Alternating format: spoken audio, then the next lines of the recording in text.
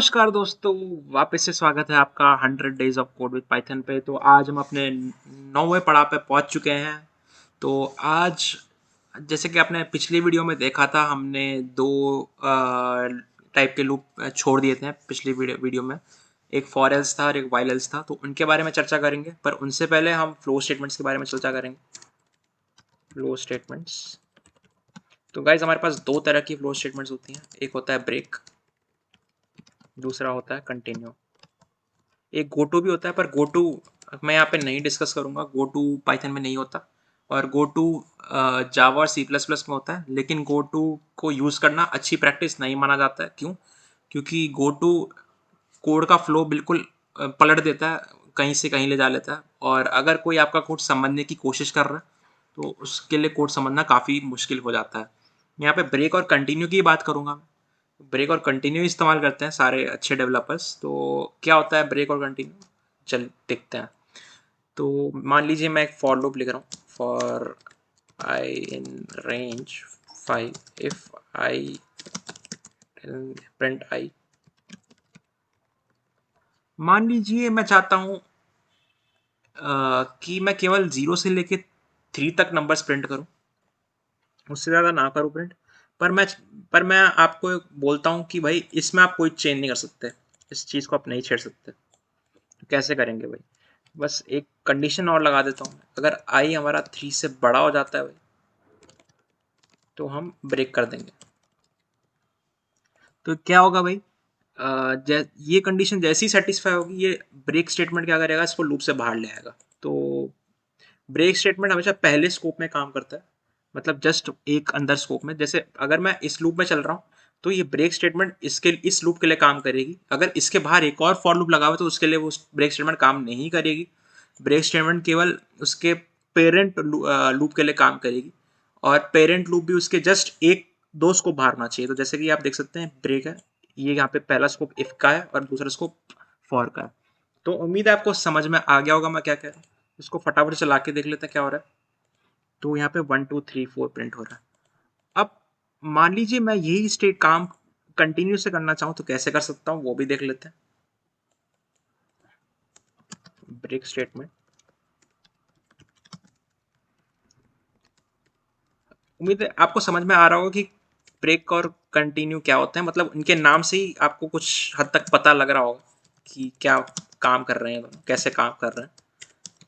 तो यहाँ पे मैंने एक सेम वही चीज़ लिखी, पर यहाँ पे मैं क्या करूँगा, इफ आई ग्रेटर देन 3, इसको मैं ऊपर लिखूंगा, नीचे नहीं लिखूंगा। If I greater then 3 continue. तो गाइस समझते हैं क्या हो रहा है? यहाँ सेम काम होगा जो यहाँ पे हो रहा था, वो भी यहाँ पे भी वही काम होगा, इसमें अलग तरीके से होगा। इसमें क्या हो रहा है, इसमें अगर आई ग्रेटर देन इक्वल टू 3 है तो कंटिन्यू का क्या मतलब है, उसके नीचे जो कुछ भी लिखा हुआ है वो सारा इग्नोर हो जाएगा और दोबारा वो लूप चालू कर देगा अगले वैल्यू के लिए।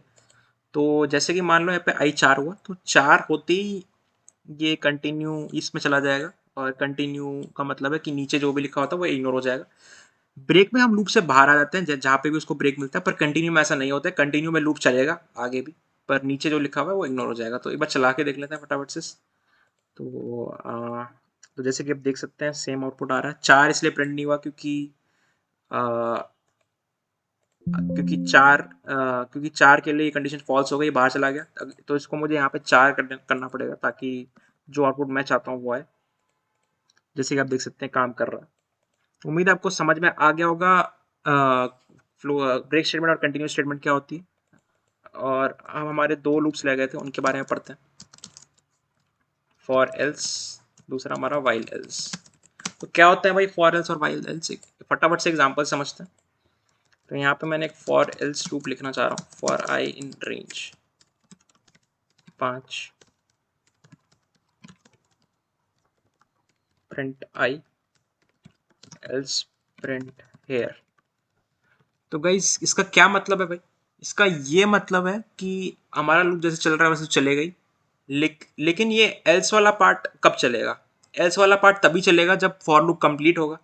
अगर for loop by chance complete नहीं हो पाता है, उसको हम बीच में ब्रेक कर देते हैं, तो एल्स वाला पार्ट भी नहीं चलेगा। तो इसको एग्जांपल समझते हैं, इसको मतलब पहले चला के देख लेते हैं। जैसे कि देख सकते हैं, ऊपर वाले को कमेंट कर लेते हैं। तो जैसे कि आप देख सकते हैं यहाँ पे कि हेयर प्रिंट हुआ है, लेकिन अगर मैं यहाँ पे if I greater than equal to 5 के लिए यहाँ पे 3 के लिए करूँ, यहाँ पे ब्रेक स्टेटमेंट लगा दूँ, तो यहाँ पे देखना हेयर प्रिंट नहीं होगा। जैसे कि आप देख सकते हैं हेयर प्रिंट नहीं हुआ। क्यों नहीं हुआ? क्योंकि हमने रूप को बीच में ही खत्म कर दिया, तो वो एल्स में नहीं जाएगा। तो इसी तरह से काम करता है फॉर एल्स। सिमिलर बेसिस पे वाइल एल्स भी काम करता है। तो वाइल एल्स के लिए भी फटाफट से मैं आपको कोड दिखा देता हूँ।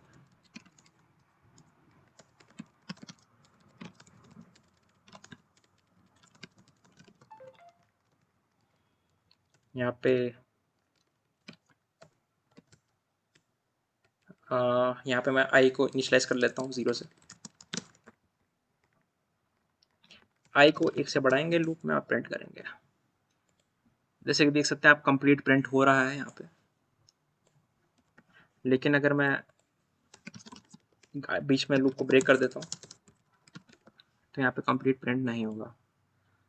तो उम्मीद आपको समझ में आ गया होगा क्या होता है भाई फ्लो स्टेटमेंट्स, हमारी ब्रेक और कंटिन्यू स्टेटमेंट्स क्या होती हैं, और हमारे जो बचे हुए लूप्स थे फॉर एल्स लूप और व्हाइल एल्स लूप, ये क्या होते हैं, कैसे काम करते हैं। तो मेरा इस वीडियो को देखने के लिए भी बहुत बहुत धन्यवाद।